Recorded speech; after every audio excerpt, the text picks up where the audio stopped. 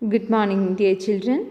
Today we are continuing the lesson and moving to the next topic, a closer look at Chola's dynasty, temples, sculptures, and administration.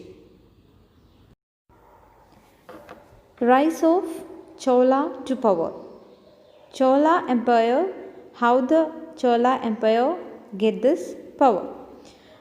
And the chiefly families in south subordinate to Pallavas, that is Muttarayur and Cholas. And Muttarayar means held power. The Muttarayar held powers in the regions around Kaveri Delta, and the Cholas held power in Urayur. So, two types of peoples, that is Muttarayar and Cholas, they held the powers in two places, that is Muttarayar in held power region in Kaveri Delta, and Cholas in the power, they held the power in Urayur. And Vijayalaya, a Chola chief, captured the Kaveri Delta from Muttarayar in the middle of 9th century. And he built the town of Tanjavur. So Vijayalaya, he captured the Kaveri Delta from Muttarayar and he built the Tanjavur city, and also he built the Nishumdani Devi temple there. From this map, you can see the Kaveri Delta, the Tanjavur and the Urayur. So, the Cholas captured from Muttarayar and built Tanjavur and the goddess of Nishumdani Devi there. And the next is story of Chola dynasty. The Chola kingdom grew in size and power with the conquest of neighboring areas by the successors of Vijayalaya. The Pandyans and Pallavas territories to south and north became part of Chola kingdom. Rajaraja. He was considered the most powerful Chola ruler. He became king in 985 and expanded control over most the area mentioned above. He recognized the administration of the empire, and his son Rajendra continued his policies and even raided the Ganga Valley, Sri Lanka and countries of Southeast Asia, developing a navy for these expeditions. The splendid temples of Chola Empire. Rajaraja and Rajendra built splendid temples at Tanjavur and Gangaikonda Cholapuram. There were various economic, social and cultural activities associated with the Chola temples.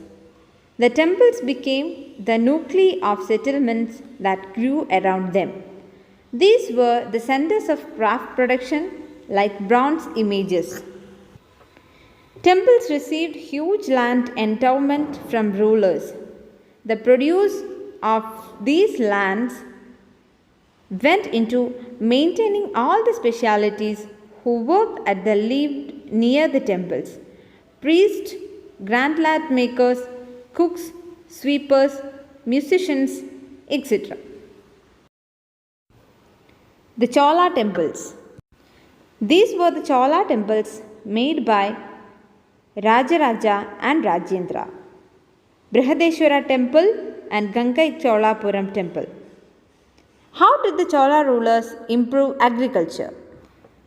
To improve the agriculture, they cleaned forest lands to bring more land under cultivation. Irrigation works were developed, that is, wells were digged, canals were built, tanks were constructed to collect rainwater. Built embankment to prevent flooding. Kaveri River provided water for irrigation and fertile soil. Here you can see such well, canal and embankments. From this given map, you can see the Kaveri River provided water for irrigation and fertile soil. There is the Kaveri River, Urayur, Gangaikonda Cholapuram and Tanjavur. It is marked in this map. This is the sluice gate. It is built in 18th century. Its image shows in your books. Actually, it worked looks as a dam, that is, heavy water is there. If there is heavy water, then this gate will be opened, and through this gate we are giving the irrigation facilities for the fields. Opening up this gate will continue to a narrow canal and it will reaches the fields and provided irrigation facilities.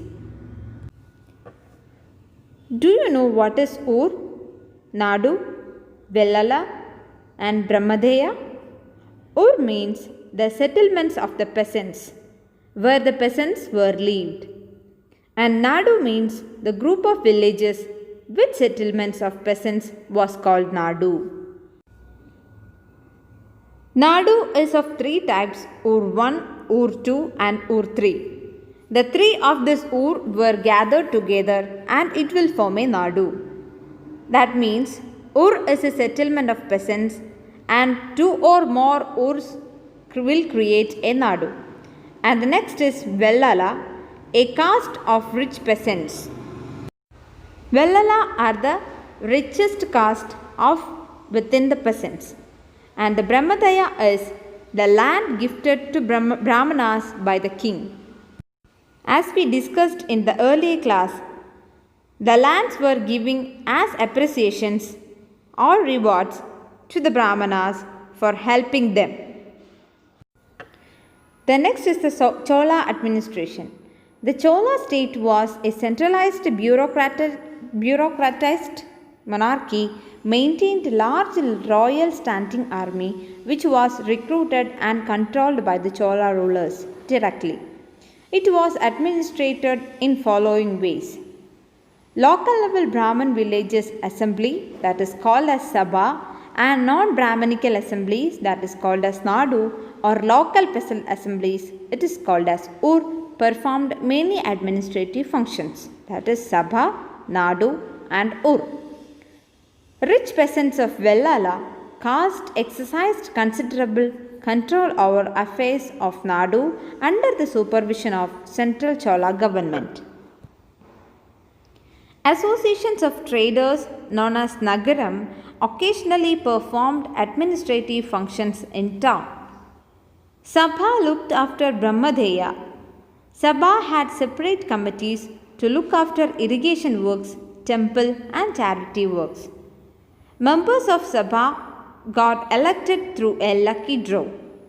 That is, candidates could contest elections only if they had their own homes aged between 35 to 70 years, were well versed in Vedas and administrative matters, honest, etc.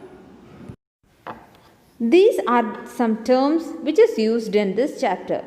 That is Sultan. Sultan means an Arabic term meaning ruler. Title given by Chola kings to rich landlords. Muvanda Velan, it means Velan or peasant serving three kings. Arayar, it means a chief. Tripartite struggle, a struggle involving three parties. Nagaram, association of traders. Ur, settlements of peasants. Sabha, an assembly of Brahmin landowners. These are the terms which is used in this chapter. And these are the main points to remember in this chapter. It is Gurjara Pratihara, Rashtrakutas, Palas, Cholas, Chalukyas and Pallavas. Gurjara Pratihara means ruled over Rajasthan and Gujarat.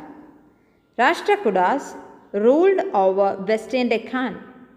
Palas ruled over Bengal. Cholas ruled over Tamil Nadu. Chalukyas ruled over Karnataka and Pallavas ruled over Kanchipuram in South India. So, here comes to the end of this chapter. Hope you all understand today's session. Thank you.